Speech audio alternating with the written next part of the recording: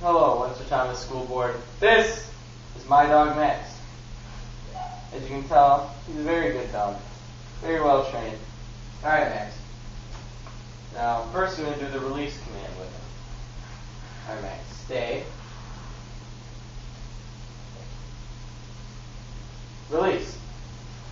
As you can tell, he did not go for the tree, which is very obedient. It's very hard to teach dogs how to do that.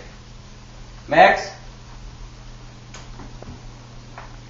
It's okay to give him a little scratch to get his attention towards you. Max, sit. Now high five. Good boy. Now my last command.